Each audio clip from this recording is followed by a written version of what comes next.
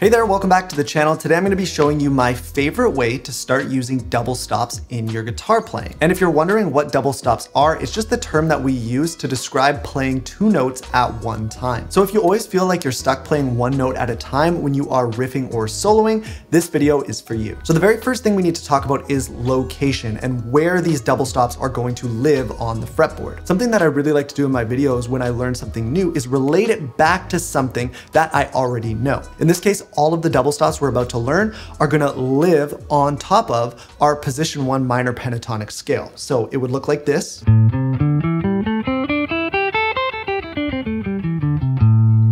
Everything that we play, and we're about to learn right now, is gonna be in and around that scale shape. The great thing about this is whenever we wanna play in a new key, and we have to shift that scale up or down the fretboard, the new stuff that we're learning, these new double stops, well, they're not gonna change. They're gonna be the same shapes, just shifted up or down the fretboard to again, sit on top of this scale shape we already know. This whole idea is one of the core principles of something I like to call the home bass, which I cover in many other videos of mine. We're not gonna dig into it too much today, but just know that if you do learn that down the road, or you've already learned it already, this all ties together. So as I mentioned earlier, a double stop is just playing two notes at once. So instead of that one note, it's two notes, or instead of it's. That means we'll be involving two strings at a time when we play these double stops. So I'm gonna show you two different lanes, and one lane is gonna exist on the D and the G string, and the other lane is gonna exist on the G and the B string. So we'll start with the lane on the D and the G string, and when navigating here, I really want you to be remembering that this is living right over top of that pentatonic scale. Even though we're playing notes that aren't exactly from the pentatonic scale, they're from the major/minor scale as well, it's right on top of there. So the first shape is gonna look like this. Those two notes right there. And there are a couple ways to play both strings at the same time without playing the other strings. You can use your extra finger like I do.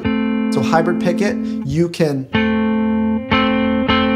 make sure you're angling your pick outward a little bit so that you don't accidentally hit the B string or the string above. And you also want to make sure that you're muting if you can. That makes it a lot easier if you're muting everything.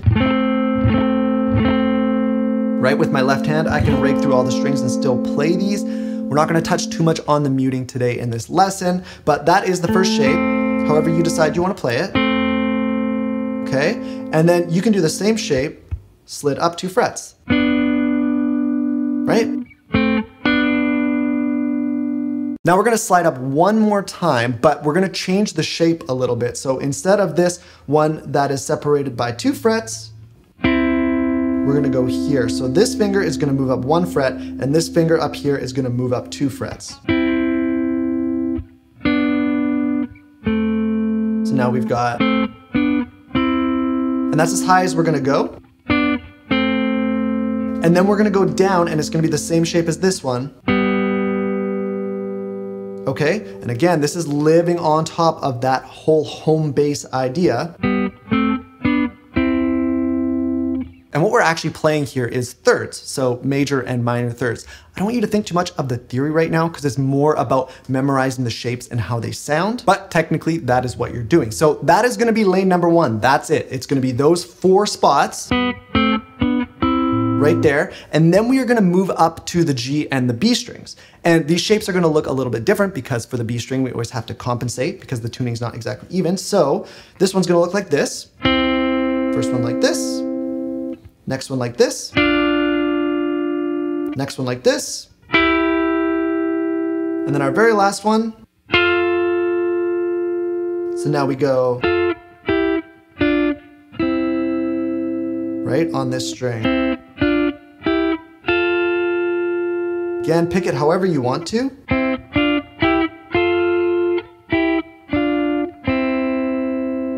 And those are the only 2 lanes that you're gonna work with. So what we're essentially doing is we're playing the scale. So in this case, we're in the key of A minor/C major. Technically, we're playing that major minor scale on 2 strings at the exact same time. But again, I don't want you to think about it too hard. Technically, what we're doing here is just thirds, intervals, major and minor thirds. So now you've got both of these lanes open. So the first one and the second one. Right? And what you might have noticed is that this little double stop is the exact same as this.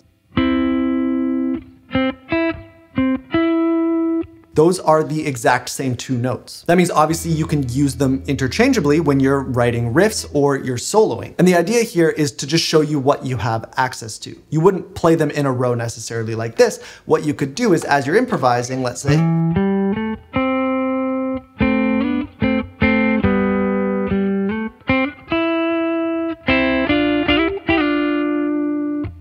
right? Playing some single notes, and then you just play around with adding those double stops in for a little extra texture. Personally, I just find these shapes to be the easiest ones to start using and tying into your improvising, because typically when you start improvising, you're using that minor pentatonic scale, and then right on top of that, you've got these double stops that you can throw in whenever you want. I will reiterate that the technique here is pretty important. You need to make sure that you are muting those adjacent strings, or you are plucking with your pick and your finger at the same time, and making sure you are isolating those two notes. The technique is a little bit different than picking single notes, but there's not really a one size fits all. You kind of have to play around and see which one works the best for you. However, regardless of the technique you choose, I do recommend working on muting the strings that you're not playing with any leftover fingers that aren't fretting notes. As a really quick example, I'll just show you when I play this one right here, those two notes, this finger, I'm letting it lay flat so that it's muting that high E string. So when I play this double stop, I'm never gonna be letting that high E come through. If you do want a lesson completely dedicated to muting technique, please make sure you let me know in the comments below.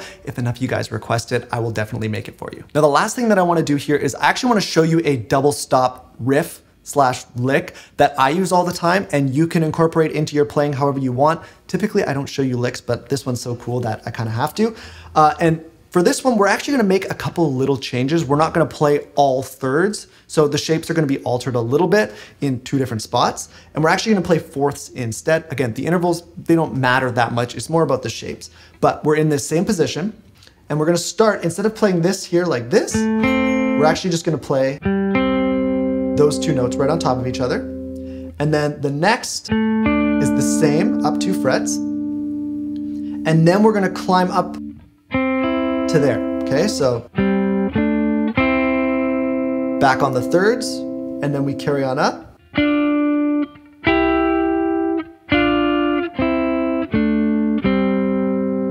And that's the whole lick. You can kind of play around with it however you want. I like to palm mute it. But you can feel free to make it your own however you want to. From here, I'd recommend watching my video on the 10 techniques to make your guitar solos sound more impressive. Double stops is just one of those things. So if you want to check it out, it'll be up on the screen for you now. Thank you so much for watching, and I will see you in the next one.